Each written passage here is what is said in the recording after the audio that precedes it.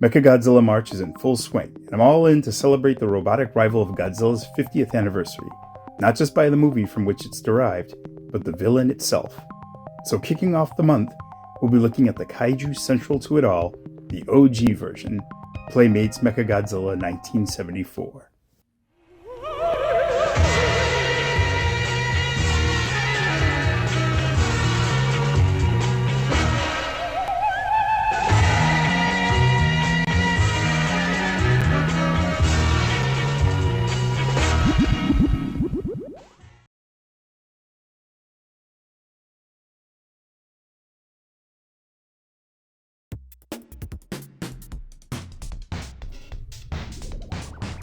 One of my earliest memories of any Godzilla media came in the form of a famous monsters magazine my oldest brother purchased. The cover, a painting by Basil Gogos, depicted Godzilla facing off in close quarters with a sinister robot, whose fingers launched like missiles. Below there was a caption that read, "Godzilla vs. the Bionic Monster." Godzilla was fairly new to myself at that age, but I knew who he was. However, this new menace he was fighting was a different story. I learned, through my brother's intel, that this villain was dubbed Mechagodzilla, and he was a robotic replica of our hero monster. Mechagodzilla, in the movie lore of what would be definitively called Godzilla vs. Mechagodzilla, was the creation of an alien race of green space ape-men, who hailed from a solar system where their world, the third planet, was threatened by a nearby black hole. So, of course, when they introduce themselves, they don't give the name of their planet, they simply say, "We are the spacemen from the third planet of the black hole." As if we should already know where the fuck that is. Anyways, they've come to Earth for the usual alien reason, to take over, and their plan is to use a fake Godzilla as a means to conquer its people, rather than an all-out UFO assault. So, when Mechagodzilla appears, he is disguised as Godzilla, but one who is the enemy of Japan, much to the people's surprise. Go figure. After this fall, Godzilla beats up Anguirus. He proceeds to face the Authentic in an oil refinery, a real pyrotechnic highlight of the film. During the battle, Mechagodzilla sheds its skin and reveals its full space titanium glory, a jagged and sharp-looking version of the Big G, loaded with weapons and covered in rivets. Though dated by today's standards, there's an awesome sense of maliciousness in his design, and has been softened, literally and figuratively, in the '93 remake and the Kiryu saga from the Millennium series. The fight ends at a stalemate, with both sent back licking their wounds. The final battle is also a dazzling light show, with heavy emphasis on Mekiji's weaponry, which includes his spectrum beam, the hilarious animated zigzag-like beam, and his unlimited supply of finger, knee, and toe rockets. The menace also spins his head to generate a shield and can fly. All these abilities add to the dominating power of Mechagodzilla, which cements the need for not just power of Godzilla, but King Caesar to take it down. Mechagodzilla's popularity was instant, and he returned the following year to Terror of Mechagodzilla with some minor upgrades.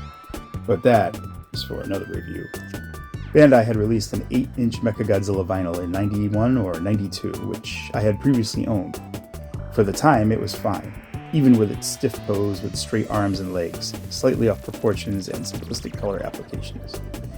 Playmates, beating Bandai to the punch for a 6 or 7-inch scale version, released their version here in the States.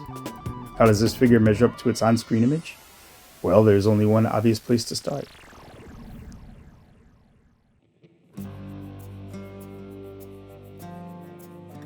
Again, echoing my description earlier, the first impression of this guy is that he's a walking tin can of death.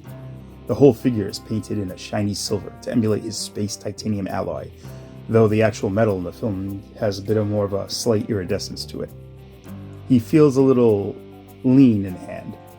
I think it may be a proportionate thing, not really helping it in that area. This figure is in an awkward pose, whereas Bandai's Mechagodzilla 75 varies the hand positions in a more subdued manner. Playmates extends the arms in a weird paddling position. Trying to stand this guy in a relaxed pose is not possible. His left arm extends outward, while the right arm is positioned less outward, but not exactly to the side either. That hand is positioned in the firing horizontal position. And while it's cool you can display it with it firing its missiles, the other arm is left flailing.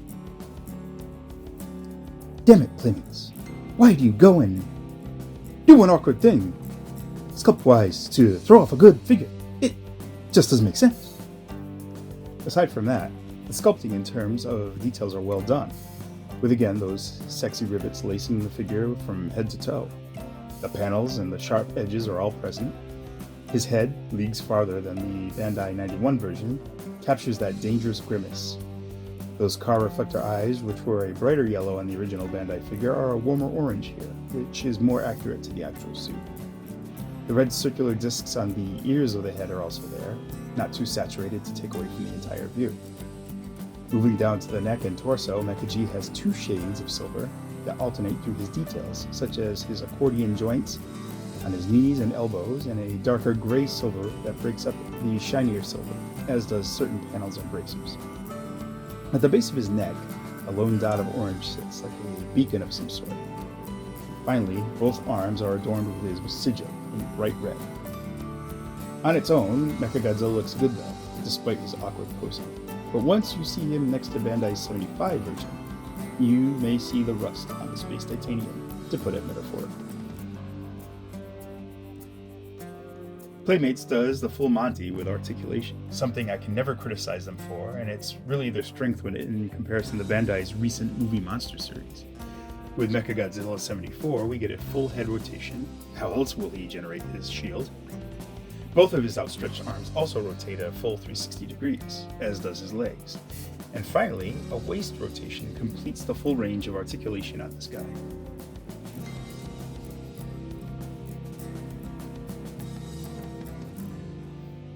Since we're in Mechagodzilla March, my subjects of comparison will range with the vinyls closely associated with this figure.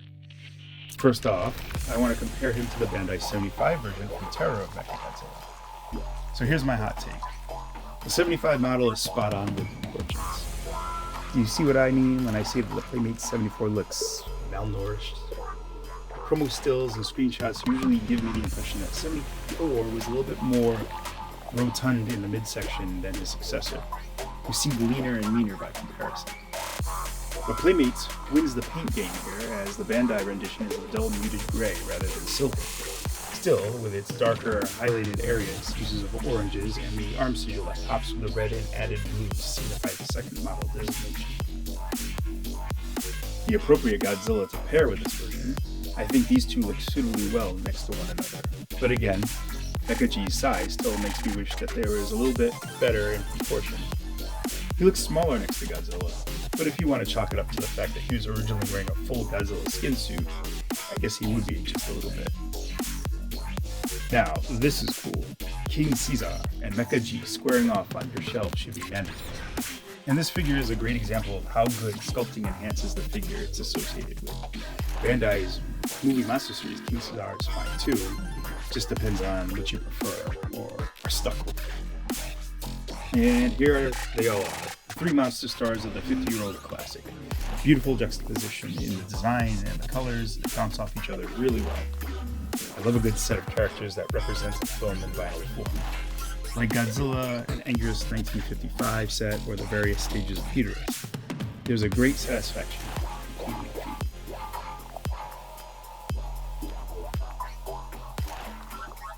Mechagodzilla is one of Godzilla's top foes, next to King Ghidorah. His look is iconic, if not dated, which is part of the charm. Despite that, Bandai has only produced a few models, one which is from the sequel that capitalized on that surprisingly. There's really no options yet as to compare this version with a skull from Bandai, but with a recent Bandai fan poll from earlier this year, we may see one yet. In the meantime, from one robot to another, Jet Jaguar, will you tell us how you would rate it? 4 punches out of 6, a Playmates average thus far. An above average rating, Mechagodzilla 74 fills in that hole in your collection, but also brings its own set of issues.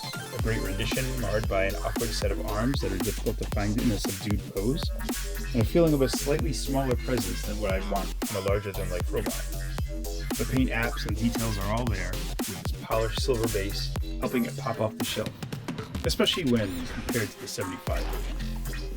If I could say one positive regarding its posed arms, is that this vinyl would be better suited for a diorama than in a standard shelf display, and that may be appealing to some collectors.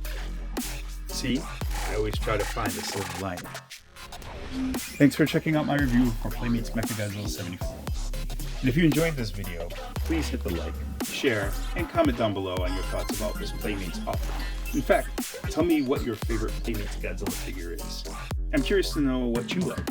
And please subscribe if you haven't yet. As Mechagodzilla March marches on, I'll be looking at other related media to celebrate 50 years of this mechanized menace. Stay tuned, and thanks for watching.